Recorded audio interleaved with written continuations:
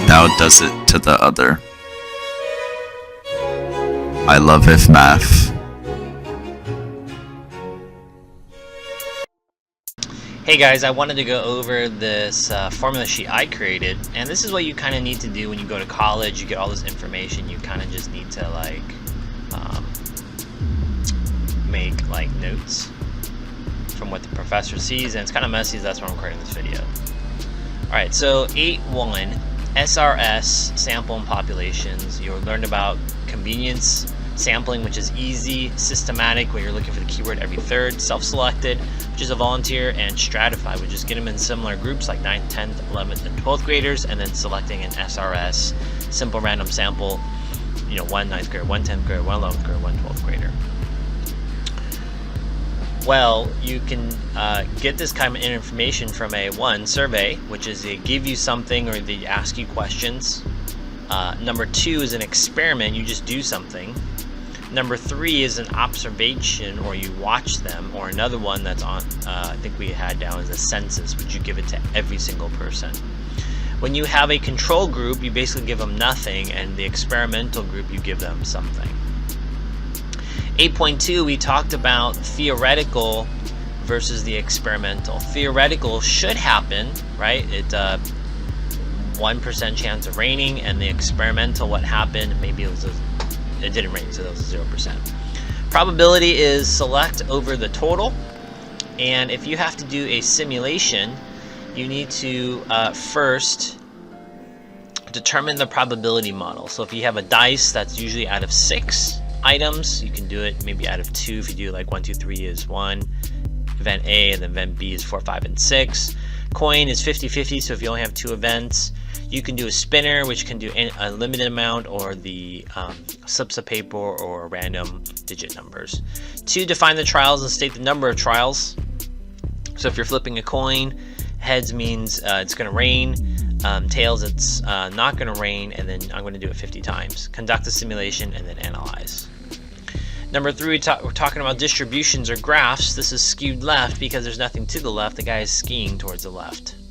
This is a normal symmetrical curve, and if it's skewed right, it's going towards the right.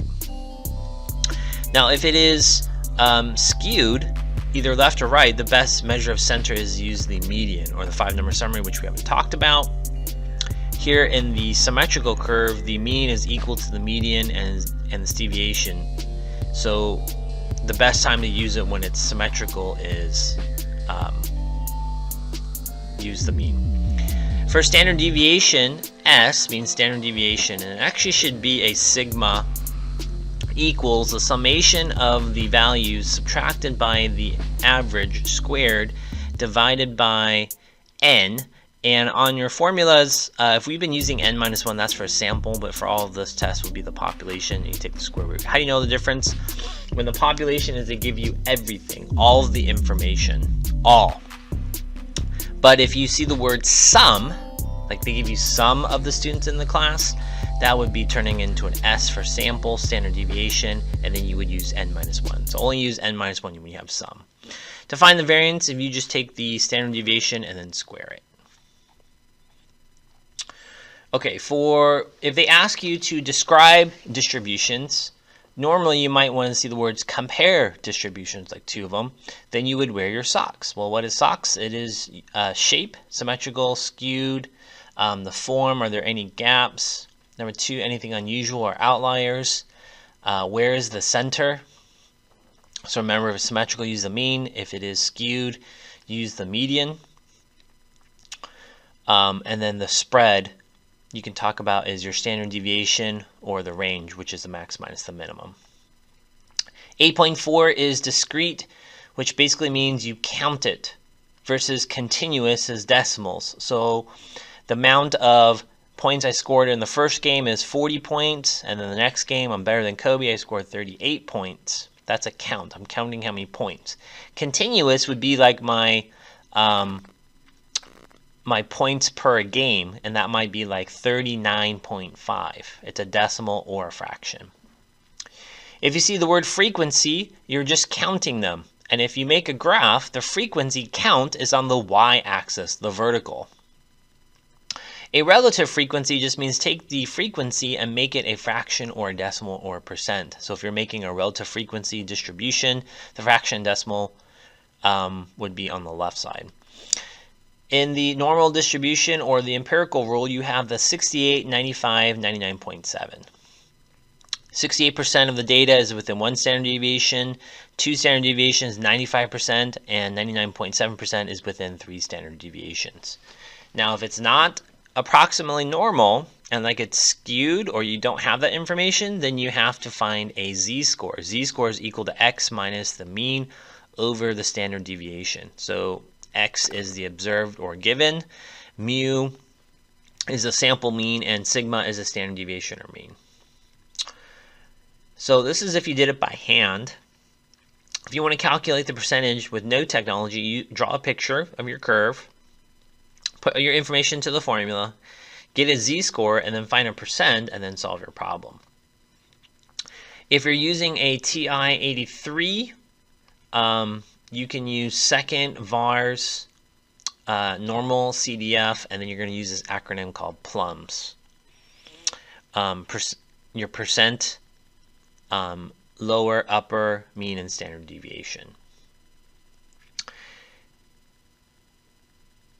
If you are using Desmos, you would go under functions and then D equals norm CDF.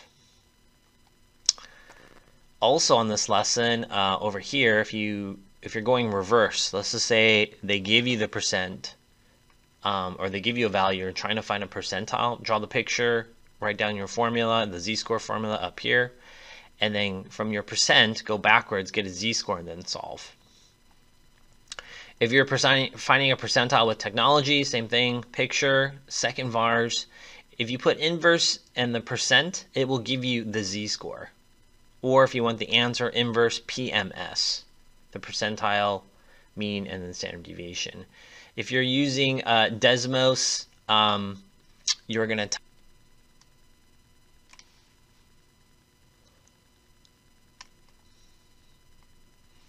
Desmos, you'll go to functions, write D equals normal distribution, comma, write down the mean and standard deviation, comma, standard deviation, close the parentheses. Then on the next line, write D period inverse norm and then your PMS. And then you'll get an answer. Okay, and the last one is 8.5 margin of error, or they also call this the maximum error of estimate, or the E, should be like a capital E. And basically the margin of error or maximum error is E equals Z times S, which is the sample standard deviation divided by the square root of N, which is your count.